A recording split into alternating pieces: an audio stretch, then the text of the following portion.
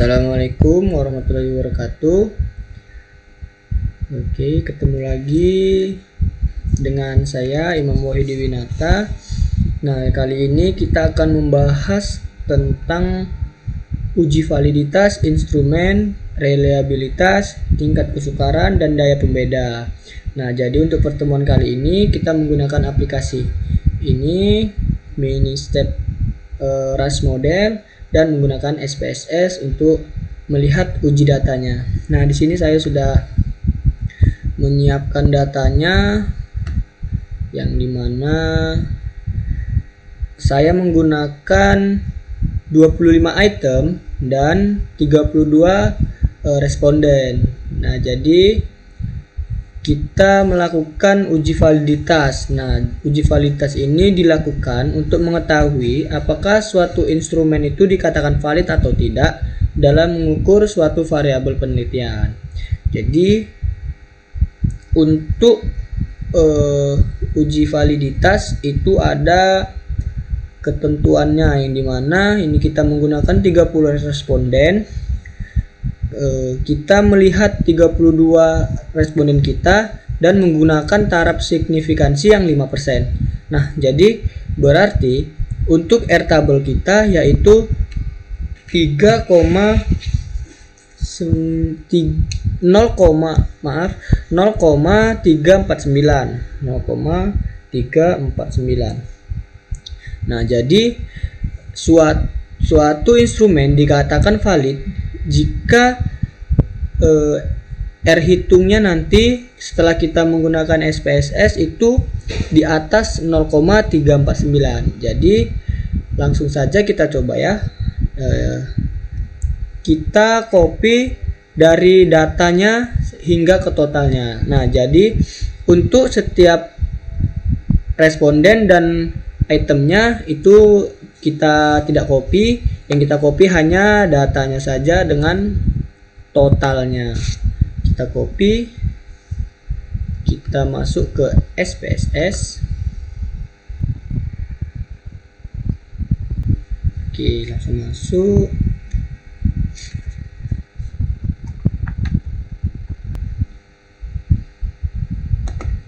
Nah, untuk pertama kali masuk SPSS ini akan kosong seperti ini. Lalu kita akan taruh data kita tadi yang sudah kita copy dari Excel. Kita copy. Nah, di sini sudah muncul 5,2, 5,00, 4,00 dan seterusnya untuk setiap item dan responden yang telah kita lakukan. Untuk mengubah nama variabel ini, kita buka saja data view. Kita klik name, kita tekan CTRL plus F ya, CTRL plus F. Kita replace, kita ketik di sini FAR000. Selanjutnya kita mau ganti huruf variabel kita itu, kita ganti huruf X. Nah, kita replace all. Oke, udah muncul semua. Nah, tadi kan jumlah item kita itu ada 25. Nah, ini kenapa 26? Karena untuk yang di 26 ini tadi kita copy bagian totalnya. Total. Oke. Kita enter, terus kita kembali ke data view. Nah, untuk melihat dari validitas dari data kita ini, kita buka analyze, correlate ke bivariate. Nah, untuk semua item kita copy CTRL A, kita pindahkan ke sebelah kanan, lalu pastikan ini tercentang persen dan kita oke. Nah, ini di sini sudah muncul ya hasil data yang sudah kita kumpulkan, data responden, dan ini hasilnya. Kita akan melihat dari uji validitasnya, yang dimana tadi kita menggunakan responden 32 dan taraf signifikansinya itu 0,349. Nah, jadi suatu item dikatakan valid, suatu item dikatakan valid jika nilai hitungnya itu di atas 0,349. Jadi kita lihat saja untuk responden yang pertama, dia di 0,493. Nah, jadi itu kan di atas dari 0,349. Jadi untuk responden yang pertama itu dikatakan valid. Untuk yang responden kedua itu di 0,631. Nah, jadi ini juga dikatakan valid karena ini di atas 0,349. Coba kita lihat ke bawah, apakah ada yang di bawah 0,349. Coba kita lihat. Nah, ini di atas juga 0,366. Di atas.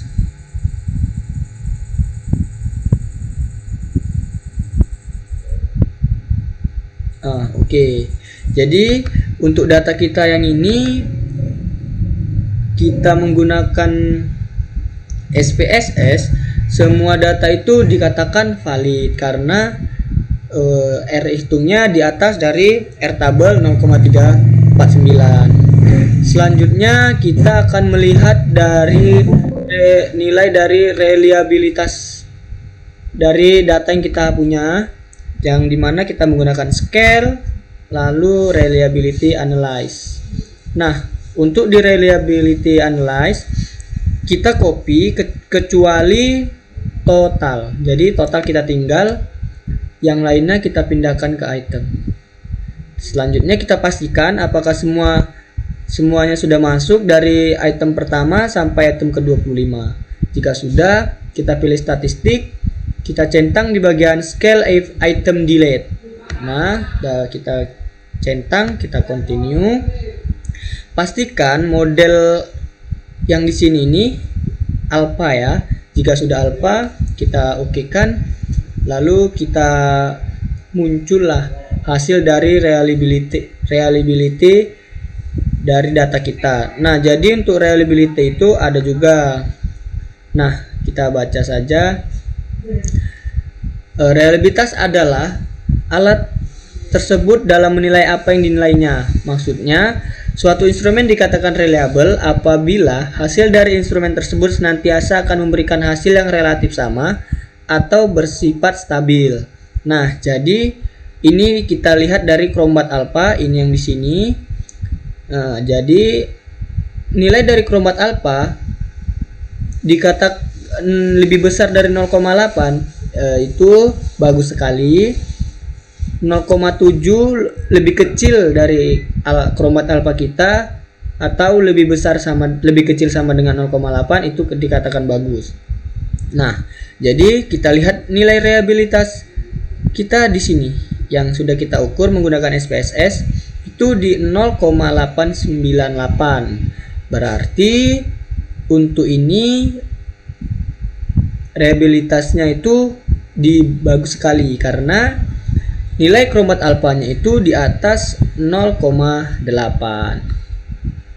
Ya, itu kita mengukur menggunakan SPSS. Begitu saja untuk melihat validitas dan reliabilitasnya. Selanjutnya kita akan mengukur dari menggunakan RAS model. Kita buat tabel baru, lalu kita copy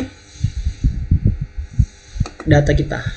Nah, untuk membuat menggunakan uji RAS model, kita cukup mengcopy bagian datanya saja. Jadi untuk total, person, dan item itu kita tinggal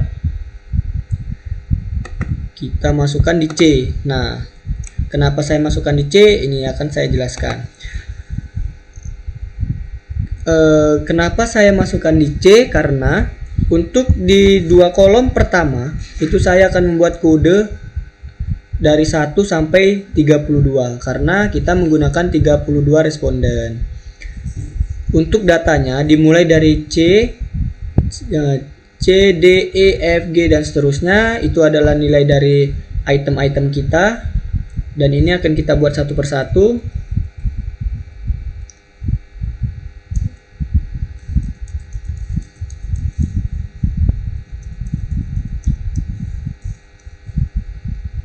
Oke, 32. Nah, ini 1, 2, 3.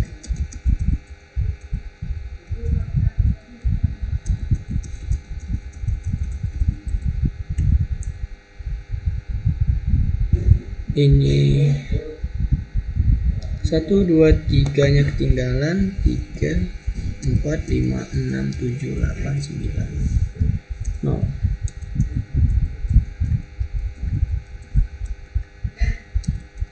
Oke, nah udah selesai. Selanjutnya untuk memasukkannya di uji ras model, kita copy semua sampai data kita yang terakhir. Nah, udah. Selanjutnya kita klik kanan di sini, kita pilih column width, kita ubah menjadi 1, lalu klik enter. Nah, akan berbentuk seperti ini. Dan ini akan kita simpan dengan format sebentar ya, akan kita format,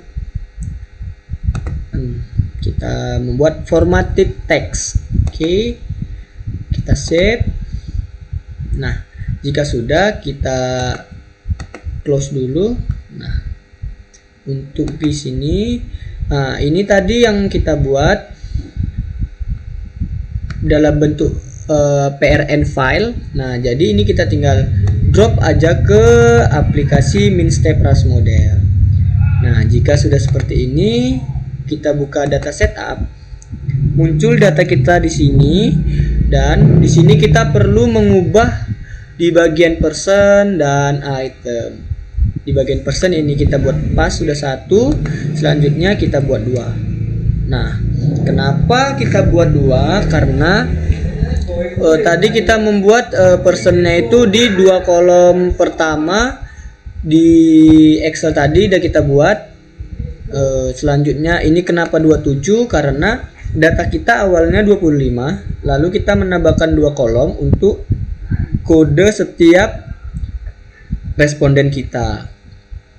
Selanjutnya untuk item kita mulai di 3 karena 1, 2 itu menandakan responden kita, dan di ketiga itu adalah mulai data kita. Nah, jadi harus diperhatikan untuk memulai dari Excel-nya, disimpannya seperti ini. Lalu kita ubah N-nya itu jumlah item kita. Jumlah item kita 25.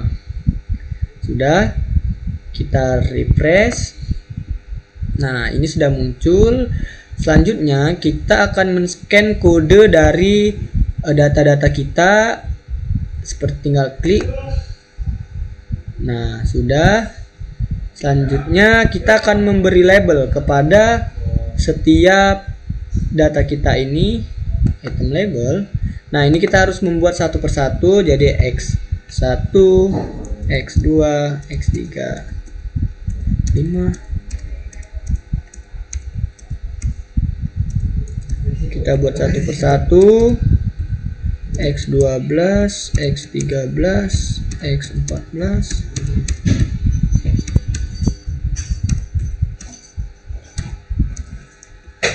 X18, X19, X20, X22, X23, X24, 27, X28, X29, 25.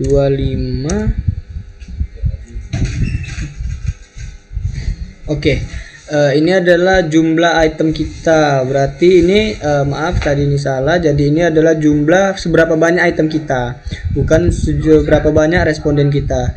Jadi item kita tadi ada 25. Lalu kita klik item label oke. Nah, di sini sudah muncul. Selanjutnya akan kita simpan file dan save control with data file and exit to main step analyze. Kita klik, kita simpan, kita buat aja ini adalah validitas RAS model. Kita save, ini kita klik yes. Nah, jika sudah seperti ini, kita klik enter 2 kali. Nah, jika sudah muncul seperti ini sudah benar ya. Selanjutnya itu untuk melihat validitas menggunakan RAS model, kita pakai ini output table.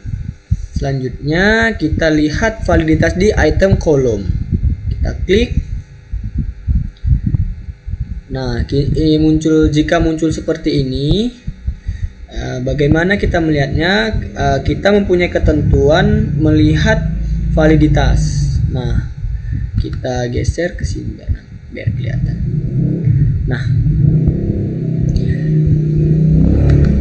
oke, jadi suatu instrumen dikatakan valid jika nilai dari MNSQ minimal 0,5. MNSQ itu di bagian outfit. Di bagian outfitnya yang kita lihat. Nah, jadi dikatakan valid jika MNSQ minimal 0,1 dan maksimal 1,2.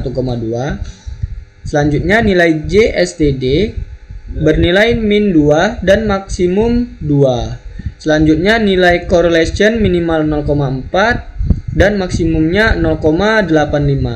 Nah, jadi dari ketiga syarat itu, untuk memenuhi syarat validitas instrumen, maka harus terpenuhi minimal 2 persyaratan yang telah ditetapkan yang di atas tadi. Selanjutnya kita lihat saja menggunakan sesuai dengan kriterianya. Untuk yang di sini itu adalah nama, bukan nama, tapi ini sudah kita ubah menjadi orang keberapa di dalam responden kita. Nah, jadi yang pertama itu di atas ada orang kelima. Jadi kita cek aja di sini nilai dari MNSQ-nya itu minimal 0,5 sampai maksimum 1,5. Nah, jadi di sini nilai MNSQ-nya itu 1,99. Itu sudah melebihi 1,5.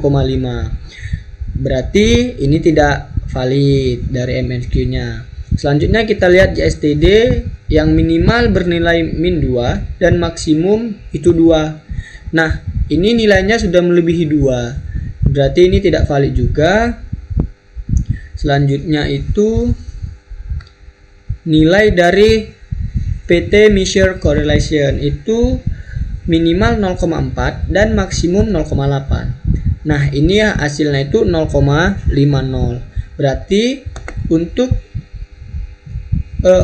orang kelima itu dinyatakan tidak valid. Mengapa tidak valid? Karena dia tidak memenuhi kriteria persyaratan yang tadi sudah kita jelaskan tadi di sini. Nah, jadi kita lanjutkan ke responden ke-15. 1,76 itu sudah melebihi 1,5, tidak valid. 2,75 sudah melebihi 2, itu tidak valid. 0,16 0,16 itu di bawah dari 0,4, berarti ini juga tidak valid. Selanjutnya kita ke item yang nomor 4. 1,68 itu sudah melebihi 1,5.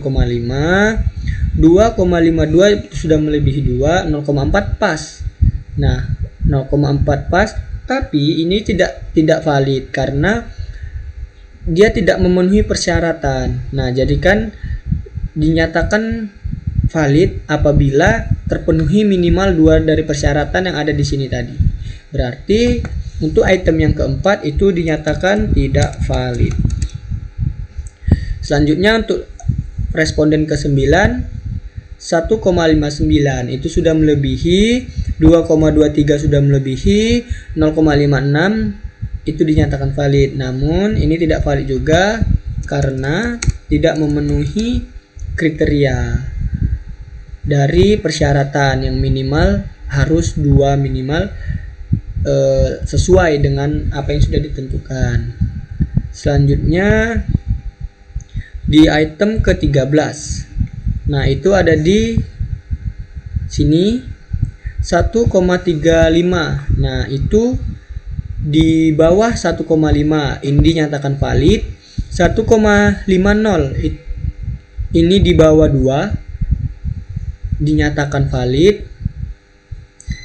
Selanjutnya 0,38 dinyatakan valid. Berarti ketiganya valid sehingga instrumen yang ke-13 dinyatakan valid. Selanjutnya untuk item ke-7 1,14 itu dinyatakan valid karena tidak melebihi 1,5. 0,68 coba kita cek. Nilai JT min 2 dan maksimum 2. Berarti dinyatakan 0,65 itu dinyatakan valid. Selanjutnya 0,38 itu dinyatakan tidak valid. Nah, tapi untuk keterangan di sini valid karena dia memenuhi 2 persyaratannya. Untuk selanjutnya item-item selanjutnya itu seperti itu. Selanjutnya kita akan melihat reliabilitas dari data yang kita punya. Caranya itu output table dan summary statistik. Oke. Nah, untuk summary statistik ini kita melihat reliability-nya, kita lihat dari Chrombat alpha-nya. Nah, Chrombat alpha-nya itu di 0,9. Nah, 0,9 itu di sini ada yang kita tadi Chrombat alpha dikategorikan 0,8 itu bagus sekali. 0,7 lebih kecil daripada alpha, lebih besar, lebih kecil sama dengan 0,8 itu dikatakan bagus. Nah, di sini reliability kita 0,9 berarti dikatakan bagus sekali. Seperti itu jadinya untuk melihat reliability-nya. Selanjutnya kita akan melihat dari tingkat kesukaran, itu output tabel lagi kan item measure. Nah, di sini tingkat kesukaran juga mempunyai kriteria. Kita geser aja biar nggak menutupi. Nah, jadi tingkat kesukaran itu kita melihatnya dari JMLA measure. Kriterianya itu ada di sini. Nah, jadi jika nilai JMLA measure-nya lebih besar dari 0,21 itu dikatakan sangat sulit. 0,0 lebih kecil daripada X, lebih kecil 0,21 itu dikatakan sulit. Minus 0,21 lebih kecil X, lebih kecil 0,0 itu mudah. Jika X itu lebih kecil min 0,21 itu mudah sekali.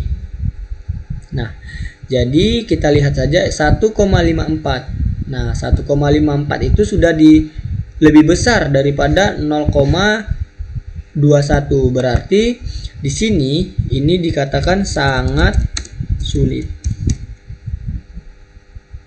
Nah, untuk selanjutnya, nah ini item kedua responden ke-22, maaf, ingat untuk di sini nama responden kode responden 1,24. Nah, itu di atas 0,21 itu dikatakan sangat sulit. 1,006 itu dikatakan sangat sulit. 1 itu juga dikatakan sangat sulit. 0,65 itu di atas 0,21 itu termasuk sangat sulit. 0,59 termasuk sangat sulit. 0,40 sangat sulit. Nah, ini ada 0,21 itu sama dengan 0,21 itu termasuk sangat sulit. Nah, di yang selanjutnya 0,15. Nah, jadi 0,15 itu kan lebih besar daripada 0,0. Berarti dikatakan sulit. Nah, jadi dikatakan sulit karena kan nilai dari X kita itu lebih kecil daripada 0,21. Nah, makanya dikatakan sulit. Begitulah seterusnya untuk melihat dari tingkat kesukaran suatu instrumen. Nah, untuk melihat daya pembeda itu ada di bagian pas kita cek reliabilitasnya. Nah, daya pembedanya itu bisa kita lihat dari separation person reliability dan separation item reliability. Nah, jadi nanti jika menghitungnya itu menggunakan rumus ini. Nah, jadi rumus inilah yang digunakan. Itu kan di sini tertera jumlah kelompok item. Nah, jadi untuk daya pembeda ini bisa item, bisa juga person. Nah, caranya itu seperti yang kita lihat, jika dia jumlah kelompok person, kita ambil yang di bagian person. Jika kita menghitung jumlah kelompok dari item, kita ambil nilai separationnya di bagian item. Nah, ini tinggal 4 dikali ini ditambah 1 lalu dibagi 3. Nah, untuk keterangannya ada di sini. Jika nilai daya pembedanya lebih kecil sama dengan 0, itu dikategorikan rendah sekali. Jika 0 lebih kecil dari daya pembeda kita atau lebih kecil sama dengan 0,2, itu rendah. Jika 0,2 lebih kecil daya pembeda lebih kecil sama dengan 0,4, itu sedang. 0,4 lebih kecil daya pembeda lebih kecil sama dengan 0,7, itu tinggi. 0,7 lebih kecil dari daya pembeda lebih kecil sama dengan 1, itu tinggi sekali. Nah, jadi untuk melihat validitas, reliabilitas, kesukaran dan daya pembeda seperti itu. Jika ada kesalahan, saya mohon maaf. Jika ada yang kurang paham, silakan kasih komen di bawah. Saya akhiri. Assalamualaikum warahmatullahi wabarakatuh.